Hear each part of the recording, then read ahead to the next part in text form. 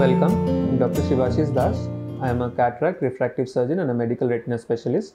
So today we will discuss about a topic which is called diabetic retinopathy. Diabetic retinopathy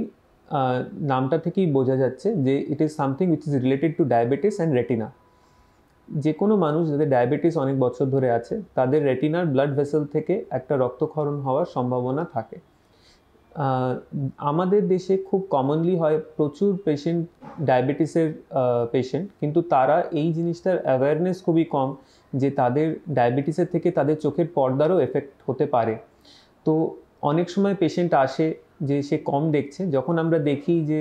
diagnosis করি তখন হয়তো stage অনেকটা এগিয়ে গেছে, রক্তক্ষরণ অনেকটা বেড়ে গেছে, তখন কিন্তু আমাদের চিকিৎসা করার পরও হয়তো সেইখানে আমরা আটকে দিতে পারি বা কিছুটা ইমপ্রুভমেন্ট আমরা করতে পারি,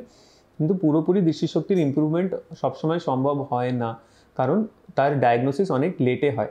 তো এটার জন্য ফার্স্ট যেটা দরকার সেটা হচ্ছে আর্লি ডায়াগনোসিস। যে কোনো পেশেন্ট আপনার বাড়িতে বা আপনার পরিবারে যদি কেউ ডায়াবেটিক হন,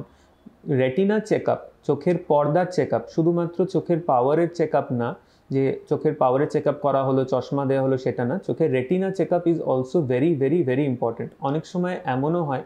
আর্লি স্টেজেস অফ ডায়াবেটিক রেটিনোপ্যাথিতে যেখানে রক্তক্ষরণ খুব হয়তো অল্প হয়েছে, অল্প কয়েকটা হয়তো ছিটে ফোটা রক্ত হয়তো রেটিনায় আছে, পেশেন্টের সেই সময় কিন্তু নিজের কোনো সেরকম অসুবিধে পেশেন্ট ফিল করে না, কিন্তু সেই সময় যদি তার ডায়াগনোসিস করা যায় ইন আর্লি স্টেজেস, তাহলে আমরা সেইখানেও যদি আমরা চিকিৎসা শুরু করি by means of controlling of blood sugar, by means of lasers, by means of injections, তো তাতে কিন্তু আমরা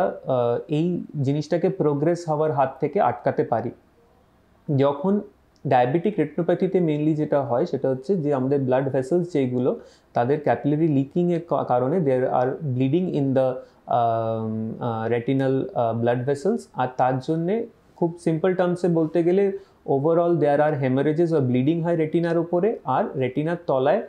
ফ্লুইড লিকিংয়ের কারণে রেটিনাটা ফুলে উঠতে পারে, তো যেটাকে আমরা ডায়াবেটিক ম্যাকুলার এডিমা বলি। এই ম্যাকুলার এডিমা যখন হয় তখনই পেশেন্ট মেনলি কম দেখতে শুরু করে, কিন্তু এই পর্যায়ে যেতে যেতে যতটা ব্লিডিং হয়ে যায় তখন যখন আমরা চিকিৎসা শুরু করি তখন কিন্তু আমরা ব্লিডিংটাকে হয়তো বন্ধ করতে পারি, ম্যাকুলার এডিমাটাকে ওষুধ ইঞ্জেকশনের মাধ্যমে হয়তো কমিয়ে আনতে পারি, কিন্তু পুরোপুরি তার একদম আগের মতন দৃষ্টিশক্তি ফিরিয়ে দেওয়া কিন্তু সবসময় সম্ভব হয়ে ওঠে না।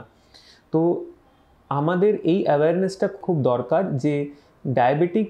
পেশেন্টস, তাদের ডায়াবেটিস একবার ডায়াগনোসিস হলো মানেই চোখের কোনো প্রবলেম হোক বা না হোক, একবার রেটিনা স্পেশালিস্টকে দিয়ে ডায়াবেটিক রেটিনোপ্যাথি স্ক্রিনিং করানো, বা রেগুলার হয়তো আপনি হয়তো ডায়াবেটিসের ওষুধ অনেক বছর ধরে খাচ্ছেন, তো এভরি 6 মান্থস কি ইয়ারলি একবার, যদি আপনার রেটিনা ভালোও থাকে তবুও ইয়ারলি একবার আপনার রেটিনা চেক আপ একজন রেটিনা স্পেশালিস্টকে দিয়ে করানো।